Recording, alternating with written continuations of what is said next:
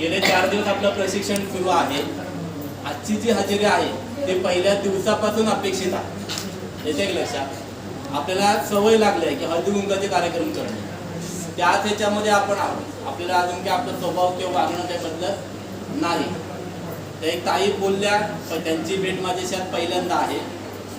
तर खूप छान बोलल्या की इथे आल्यानंतर कळलं की गटामध्ये जे काम करतोय ते आणि इथलं ट्रेनिंग यामध्ये फरक आहे. ट्रेनिंगमध्ये आल्यानंतर बऱ्याचशा गोष्टी शिकायला मिळतात. हे 4थ्या दिवशी येऊन कळलं.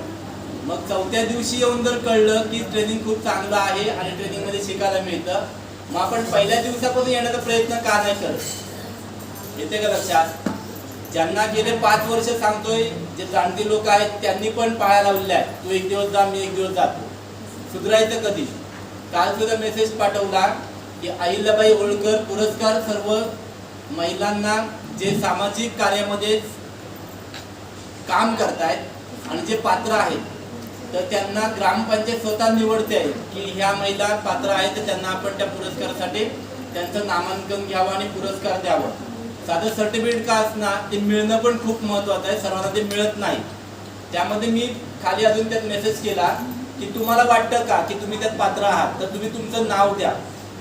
गेले 4-5 वर्ष काम करून ग्रामपंचायत सुद्धा आपली निवड करत नसेल आणि आपल्यालाही वाटत नसेल, तर मग 4-5 वर्ष आपण काय केलं हा पडदा प्रश्न आहे. मला वाटतं की 2 CRP 3 CRP एका ग्रामपंचायतीमध्ये आहेत, तर तिथे CRPचीच नावं यायला पाहिजे. तर एवढी संधी आपल्याकडे आहे की आपण सामाजिक कार्य उभं केलेलं आहे आणि तेवढं त्याच पद्धतीने आपलं गावात काम आहे. जर आपलं नाव डावलं जातंय आणि कोणतं तरी दुसरं नाव घेतलं जातंय, तर तिथे त्या गावातल्या लोकांची चुकी नाही, ती आपली चुकी आहे की आपण तेवढं प्रभावीपणे काम केलेलं नाही आणि आपण तेवढं उठावदार त्या गावात दिसत नाही. ती चर्चा नाही करायची आहे. मी माझं मत सांगतो एक, कारण ते चित्र आज आपलं जी व्यक्ती मानधन घेते त्याच्यावर ऑब्जेक्शन घेतलं जाईल असं सांगितलं. कारण आम्हाला मिळालेल्या सूचना वेगळ्या होत्या आणि जे नावं जी गेलेली आहेत ते त्याच पद्धतीने सुद्धा गेलेले आहेत. त्याच्यामध्ये आशा सेविका, अंगणवाडी सेविकांची नावं गेली. ते काय असू दे, जर तसा निर्णय असेल तर वेल अँड गुड, मग आपण त्याच्यामध्ये न म्हणून आम्ही ग्रामसंघ अध्यक्षांना काय दिले ते काय असू दे, जे असेल त्या पद्धतीने. पण जर सूचना अशी असेल तर आम्हाला यादी दिसली. काल आम्ही जेव्हा संध्याकाळपर्यंत पंचायत समितीचा ग्रुप जेव्हा चेक करत होतो, तर त्याच्यामध्ये काही CRPची नावं होती, काही पदाधिकाऱ्यांची पण नावं आहेत आपल्या प्रभागातल्या, आपल्या तालुक्यातल्या. काही आशा सेविका, अंगणवाडी सेविकांची पण नावं आहेत. पण काही गावं अशी आहेत जिथं CRP आहेत 5-5 वर्ष जुन्या, जे रेग्युलर चांगलं काम करत आहेत, त्यांची नावं नाही. पण बाकी त्या गावातल्या महिलांची नावं आहेत. म्हणजे मला तेच सांगायचंय, तुम्ही तिथे कार्यरत असताना दुसऱ्या महिलांची नावं येत आहेत. समजा 30 आधी पुढे गेली, मग काही गावातल्या CRPची नावं आहेत, काही गावातल्या इतर महिलांची नावं आहेत आणि काही गावांमध्ये CRP आहेत आणि इतर महिला पण आहेत. पण तिथे CRP नामांकनामध्ये नाहीत, पण इतर महिलांना देतात. मग काय करायचं? थांबत मला प्रश्न तो आहे. समजा मानधनावरच्या महिलांचं पण तिथे नेमणूक करायची ठरली, म्हणजे CRP पण आल्या, अंगणवाडी सेविका पण आल्या आणि मग त्या CRPची नावं जर त्याच्यामध्ये येत नसतील, मग ते CRP गावामध्ये काय करताय? बरोबर आहे ना? माझा मुद्दा चुकतोय का? मग आता जर मानधनवाल्या जर घेत नसतील तर मग काय बोलण्याचा विषय येत नाही, पण घेतल्या तर मग करायचं काय? मला तेच म्हणायचं आहे, एवढी चांगली सुविधा त्या आंध्रावरून जर आपल्याला ट्रेनिंग द्यायला इथे येत असतील, तर आपण आपल्या गावामधून आपल्याच गावात का पोहोचू शकत नाही? इथे हे काय लांब आहे का? पहिल्या दिवशी 20 लोक होती, 20 का 22 लोक होते, बरोबर आहे ना? दुसऱ्या दिवशी थोडी जास्ती झाली, कारण रत्नागिरीमधून काही लोक गेले होते, ते आलेत. काल आणि आज बऱ्यापैकी संख्या आहे. मग पहिल्या दिवशी का नाही? पहिल्या दिवशी आलेली महिला 4थ्या दिवशीपर्यंत का येत नाही? मग जर दर दिवशी महिला बदलत राहत असतील तर मग ट्रेनिंगचा तसं काही फारसा आपल्याला परिणाम होणार नाही, तेवढा काय आपल्या आयुष्यावरती प्रभाव पडणार नाही. सगळ्याच गोष्टी आहेत. आपण नेहमीच म्हणतो, जेव्हा आपण गटामध्ये येतो, गटामध्ये येणं आणि बचत करणं हाच आपला काही उद्देश नाही. स्वविकास, स्वतःची डेव्हलपमेंट किंवा आपल्यामध्ये काही नवीन गोष्टी विकसित करण्यासाठी, वेगवेगळ्या संधी आपल्याला घेण्यासाठी सर्वतोपरी अभियान प्रयत्न करते, आम्ही प्रयत्न करतोय. पण तितक्याच प्रयत्नातून तुम्ही सुद्धा त्यात सहभागी आहात का, हा स्वतःला विचारण्याचा प्रश्न आहे. दारापर्यंत पोहोचलोय, मग आपण आपल्या उंबरड्याच्या बाहेर पडतोय का? एवढाच निर्णय फक्त तुम्ही स्वतः घेणं बाकी आहे. पण तितकंही घेतलं नाही. आजही 100% महिला इथे नाहीत. येते की लक्षात? काही महिला इथे आहेत जनतेच्या ह्या कामामध्ये उपयोग नाहीये.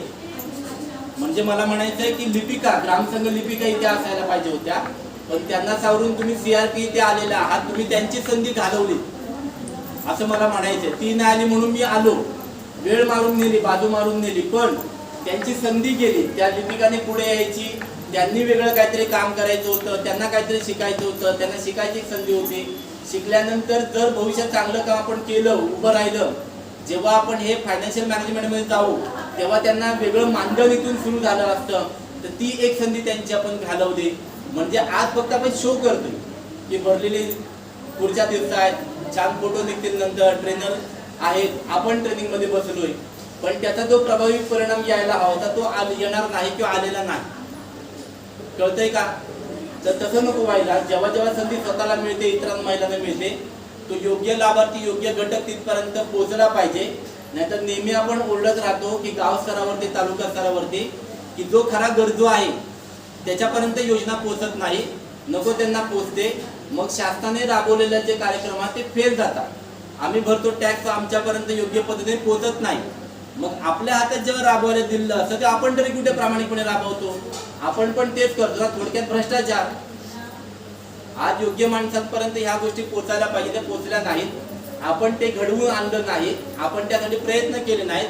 म्हणजे शासनाने चुकीचं काम करण्यासाठी किंवा चुकीचं पुढे होण्यासाठी आपण पण एक प्रकारे सहकार्यच केलं ना. बरोबर आहे ताई?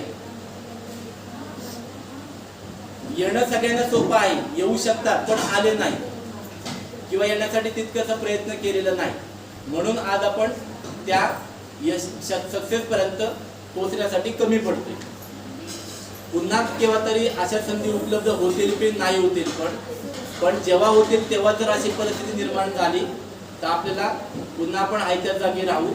परत 5 वर्ष जातील, 5ची 10 वर्ष होतील आणि मग आपण काय मिळवलं हा जेव्हा प्रश्न आपण विचारू स्वतःला, तेव्हा पुन्हा तिथे शून्य बेरीज येईल.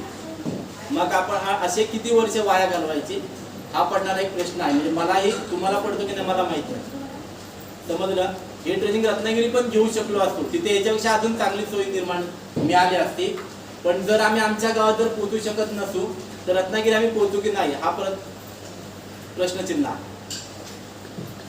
ठीक आहे, बघा काय करायचं, काय ठरवायचं. आता जे शिकलाय त्याचं प्रॅक्टिकल आपण उद्या पुन्हा प्रत्यक्ष गावात जाऊन घेणार आहोत आणि त्याच्यानंतर पुन्हा आपण स्वतःच्या गावात येऊन जे काय ऍप्लिकेशन आपण घेणार त्या ऍप्लिकेशन मध्ये आपल्या गावाची सगळी माहिती लिहिणार आहोत. उद्याच्या नियोजनाबद्दल जर बोलायचं झालं तर उद्या इथे आपण येणार नाही आहोत, आपण वेगळ्या गावामध्ये जाऊन तिथे प्रॅक्टिस करणार आहोत. प्रत्यक्ष माहिती कशी भरायची तर तिथे आम्ही काही तयारी केलेली आहे. तुम्हाला तिथे यायचं आहे आणि तिथे ते प्रशिक्षण आपलं उद्या तिथे पूर्ण होईल. उद्या आपण प्रत्यक्षात जी खरी माहिती आहे तर ती आपण भरून घेण्याचा प्रयत्न करणार आहोत. जिथे आपण काय केलं की माहिती समजून घेण्यासाठी वेगळीच नावं, वेगळ्या नावाचे फोन नंबर, वेगळ्याच व्यक्तीचा कॉन्टॅक्ट नंबर, वेगळाच अकाउंट नंबर, काही आपण नुसतेच पडद्याचे फोटो काढले, कोऱ्या पानाचे फोटो काढले, तसं नव्हता. प्रत्यक्षात खऱ्या व्यक्तीची खरी माहिती पूर्ण कशी भरून घेता येईल, तिथे काय अडचणी येतात, एखादी माहिती चुकीची भरल्यावरती ते लाल रंगाचा बॉक्स येतो की नाही येतो हे आपल्याला प्रत्यक्षात अनुभवायला मिळेल. तिथे आम्ही तुमच्या सोबत असू. म्हणजे असं नाही की डायरेक्ट तुम्ही तुमच्या महिलांची माहिती भरा. जर आपण परिपूर्ण खरी माहिती भरताना जर कुठे अडचण आली तर तिथे आम्ही तुम्हाला माहिती सांगू. मॅडम पण उद्या आपल्यासोबत आपल्या गावात येणार आहेत. कोकणातलं एक नवीन गाव त्यांना बघायला मिळेल, तिथे त्यांचा अनुभव सुद्धा आपल्याला देता येईल. तुम्हालाही आपल्या गावापेक्षा वेगळं आपल्या तालुक्यातलं गाव जे की कधी बघितलं नसेल तर बघायला मिळेल. आता कोणत्या गावात जायला आवडेल तुम्हाला? कोणत्या गावात जायला आवडेल? हा बोलो. जायचंय की नाही जायचंय? का आमच्याच घरी या असं म्हणायचंय? म्हणजे मी एका ठिकाणी कुकर लावीन, तुमच्यासोबत 5 मिनिटं बसेल, शिट्टी वाजले कुकर उतरीन, मग गाय बांधेल, माझं पण काम होईल आणि तुमचं पण काम होईल. बाबू रडेल, त्याला 2 गाल भरवेल. बरोबर की नाही? काय करायचं? आमच्याच गावात या म्हणताय का नवीन गावात जाऊया म्हणताय? नेमकं काय? हा, नवीन गावात बाई ते एकटाच म्हणतात, बाकीचं कोण काय म्हणत नाही. पण कुठे ते नवीन गाव कुठे? तयारी केल्या तिथे जायला लागणार. असं काय ना, आम्ही आमची तयारी तुमच्या गावात पण करू. त्यात काय विषय? बोला.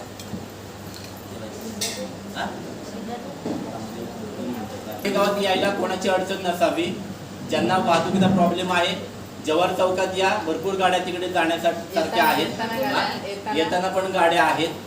येताना गाड्या तिकडे पोहोचल्यावर तुम्हाला भरपूर कळतील. नाहीये, टायमावर आहे, तर त्या टायमिंग सांगा, ह्या सांगतील. नाही, 9 वाजता आहे ना राजापूर, 8:45ची. असे आहे. हा, सांगा. असे. आणि येताना तिकडून काय नाही, मिळेल? पर्याय आहे. आहे ना? सकाळी इथून जायचं असेल तिकडे आपल्याला 10च्या आधी पोहोचायचं. 10 ते पहिले ना, हां 7च्या नंतर 9:30 9 वाजता सोमपदा तेच म्हणून पुढे तिथं स्टँडवर मोठ्या नदीवर नदीत तिथे कायम चालू असतात. सकाळच्या वेळेला फक्त 7 वाजता, संध्याकाळच्या नसतात. हा, तुम्हाला 9ची बस शेवटची आहे सकाळी. 9ची बस तुम्हाला पकडायची आहे. जव्हार चौकातनं पकडायची का स्टँडवरनं? 9 वाजता कुठनं सुटते? डेपोतनं सुटते, खाली जाते. डेपोतनं सुटून खाली नदीवर जाते.